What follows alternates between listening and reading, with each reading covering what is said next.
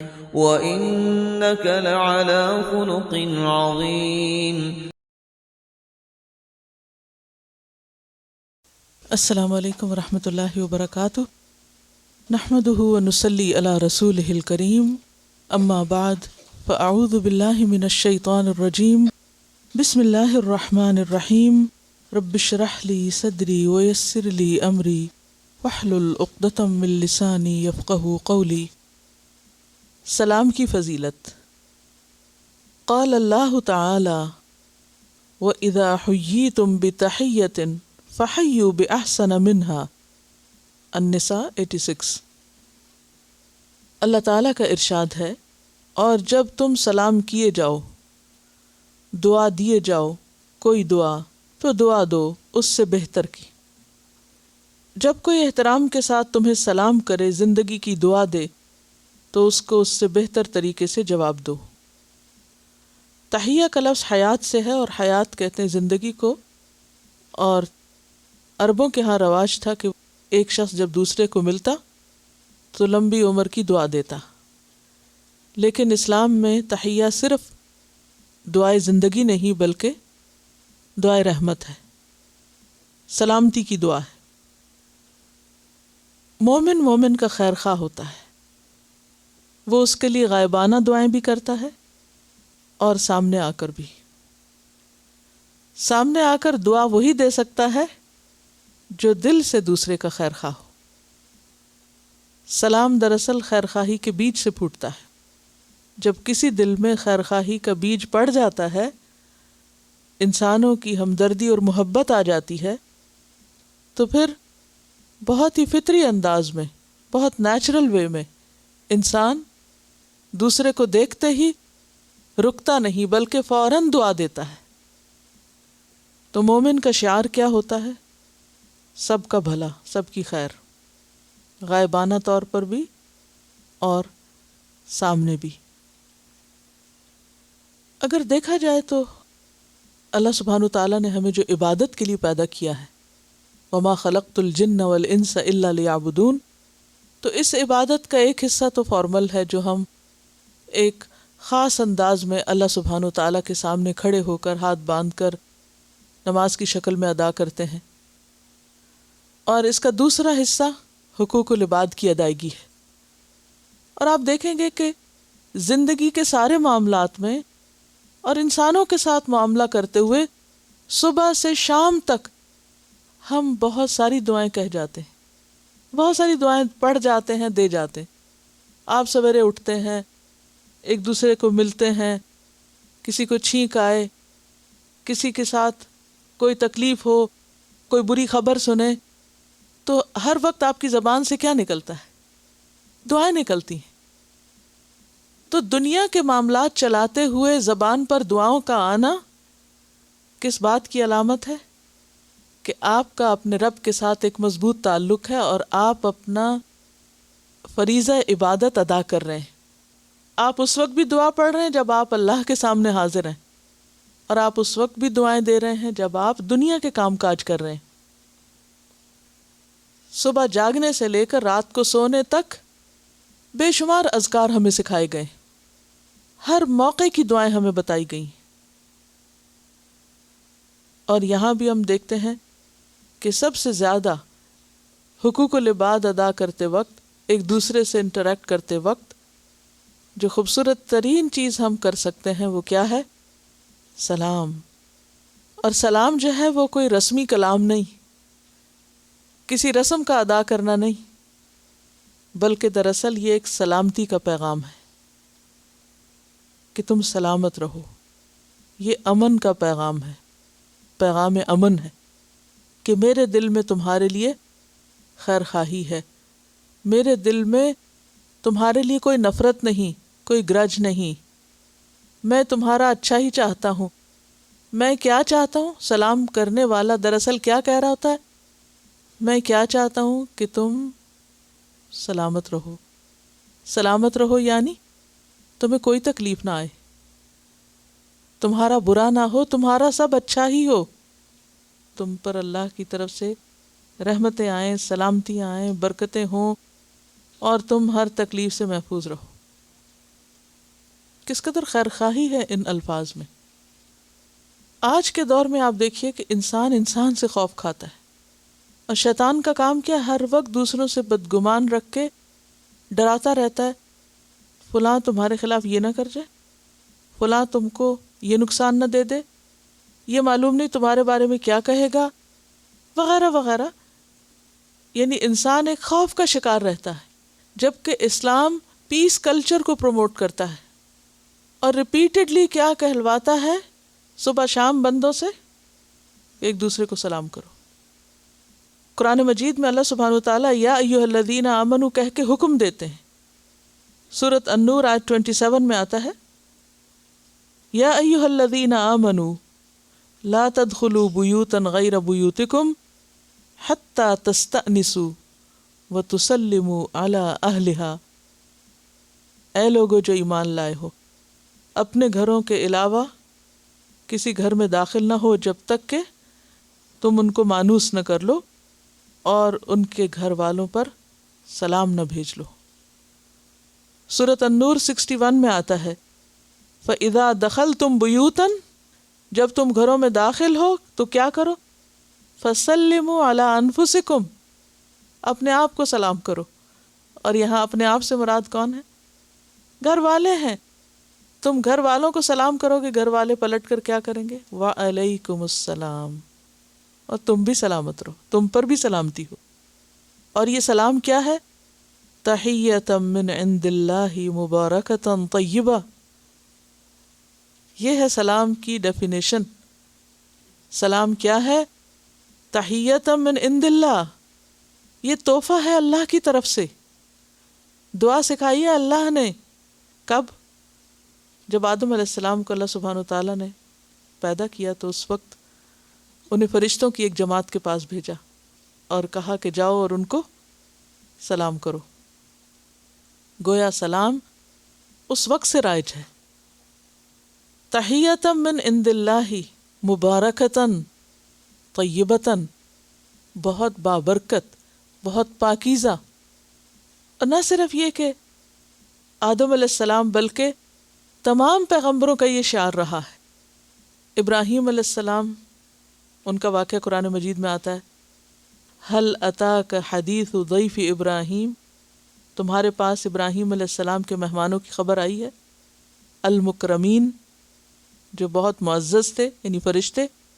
اذ دخلوا علیہ فقالوا سلاما، قال سلام، جب وہ آئے داخل ہوئے تو انہوں نے کہا سلام، تو آپ نے بھی کیا کہا، سلام. یعنی صرف فرشتوں نے نہیں بلکہ انہوں نے بھی جواب ویسا ہی دیا، کیونکہ ان کو پتا تھا کہ یہی شعار ہے. تو یہ ایک ایسا دینی شعار ہے جو اللہ سبحانہ وتعالیٰ نے آغاز سے ہی انسانوں کو ایک تحفے کے طور پر دیا ہے. نبی صلی اللہ علیہ وسلم کو کیا حکم دیا گیا، سورۃ انعام 54 وَإِذَا جَاءَكَ الَّذِينَ يُؤْمِنُونَ بِآيَاتِنَا فَقُلْ سَلَامٌ عَلَيْكُمْ، جب آئیں تمہارے پاس وہ لوگ جو ایمان لائے ہیں ہماری آیات پر تو آپ کیا کہیے، سلام علیکم، تم پر سلام ہو. کتب ربکم علی نفسہ الرحمہ، تمہارے رب نے اپنے اوپر رحمت لکھ رکھی. تو اس سے کیا پتہ چلتا ہے، انبیاء کا شعار رہا ہے اور ہر مسلمان کے لیے پسندیدہ ہے، اور اس کے بغیر خیر خواہی ہو نہیں سکتی. اگر آپ کسی کو کچھ بھی نہیں دے سکتے، اور یہ ممکن ہی نہیں انسانوں کے لیے، کیونکہ انسان تو سب خود فقیر ہیں. یا ایھا الناس انتم الفقراء الی اللہ واللہ هو الغنی الحمید. ہم چاہیں بھی تو سب کو وہ نہیں دے سکتے جو دوسرے ہم سے توقع کرتے ہیں یا وہ ہم سے چاہتے ہیں، لیکن ہم ہر ایک کو دعا تو دے سکتے. پھر اللہ سبحانہ وتعالیٰ نے ہمیں اس مشکل میں بھی نہیں ڈالا کہ ہم ہر وقت کوئی نئی دعا خود سوچیں. ذرا سوچئے کہ اگر ہم پہ ڈال دیا جاتا کہ اچھا جب کوئی تمہیں ملے تو اس کو دعا دو، بھی کیا دیں. اب وہ اسی کشمکش میں رہتے، ڈیسائیڈ ہی نہ کر پاتے، اور جانے والا چلا جاتا اور آنے والا آ کے بیٹھ جاتا.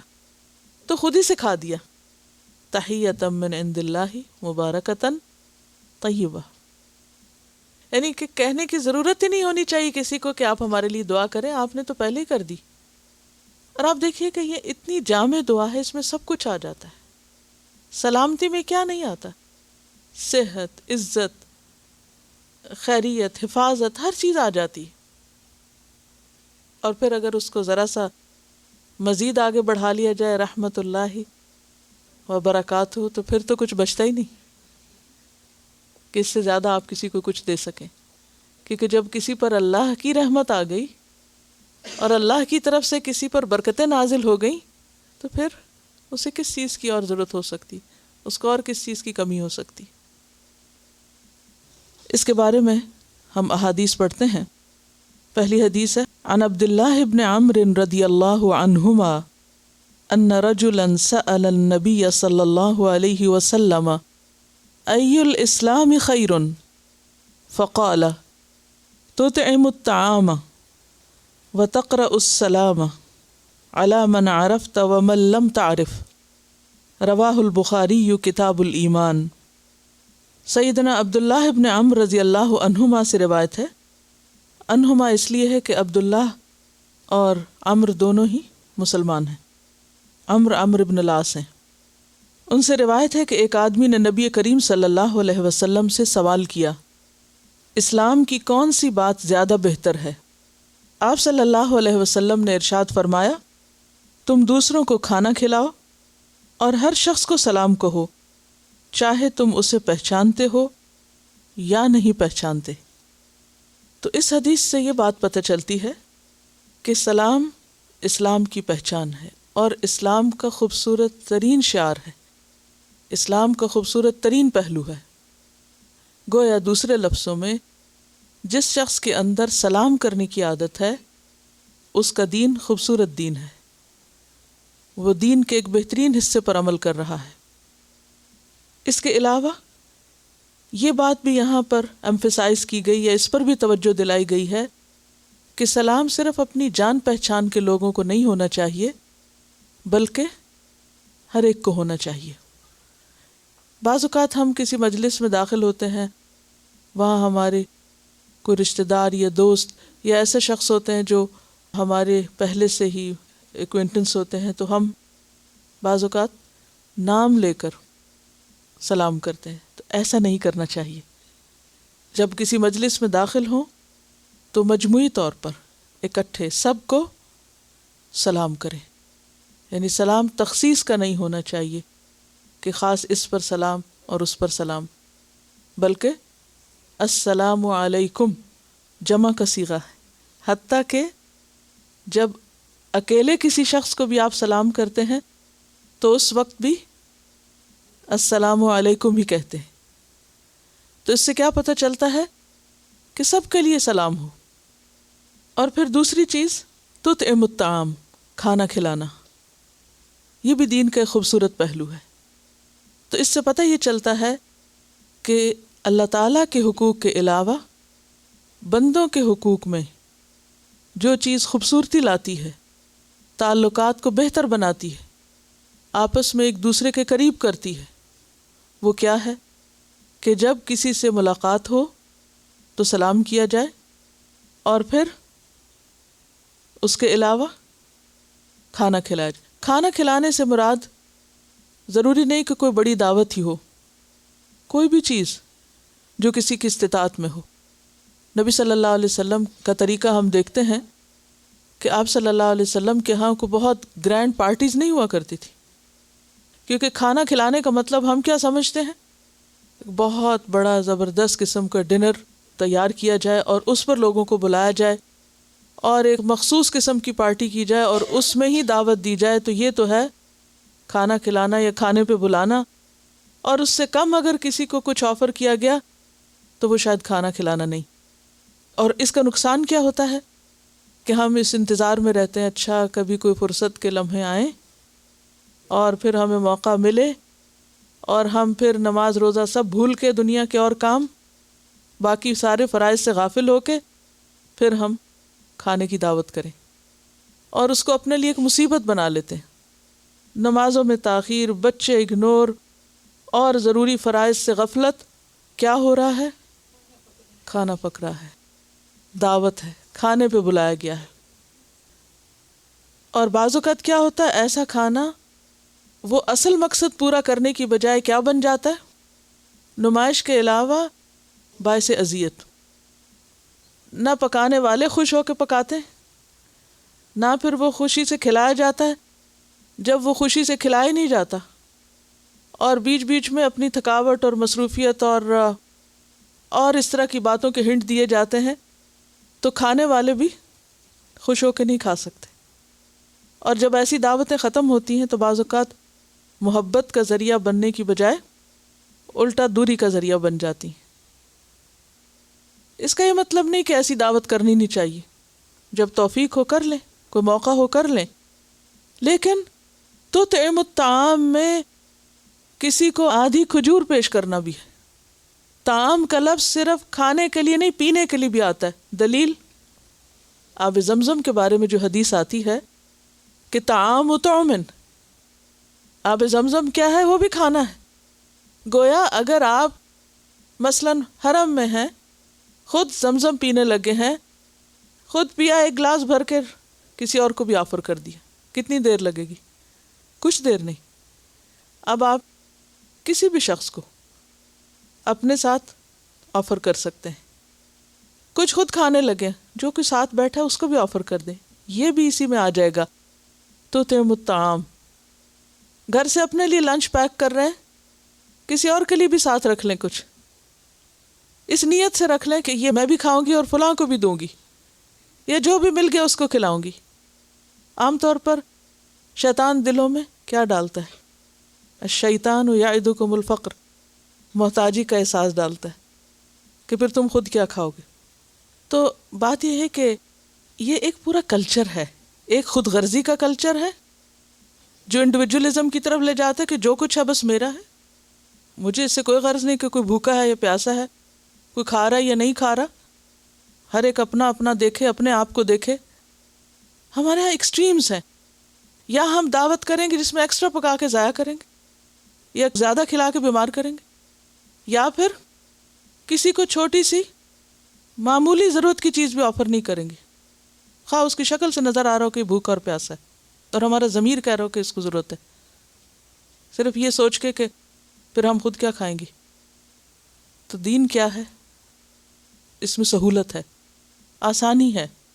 مقصود یہاں اس حدیث کا کیا ہے کہ آپس کے تعلقات اچھے ہوں، اور وہ چیزیں جو باہم محبت بڑھائیں ان کو فروغ دیا جائے، اور ہر شخص اپنی حیثیت، اپنی سہولت اور اپنی طاقت کے مطابق جو بھی کر سکتا ہے، جتنا بھی کر سکتا ہے، زیادہ کر سکتے ہیں تو زیادہ، تھوڑا کر سکتے ہیں تو تھوڑا، لیکن میک شور کہ کچھ نہ کچھ آپ کی طرف سے دوسرے تک ضرور پہنچے. اوکے، جزاکم اللہ خیرا. سبحانک اللہم و بحمدک، نشہد ان لا الہ الا انت، استغفرک و نتوب الیک. السلام علیکم و رحمۃ اللہ وبرکاتہ.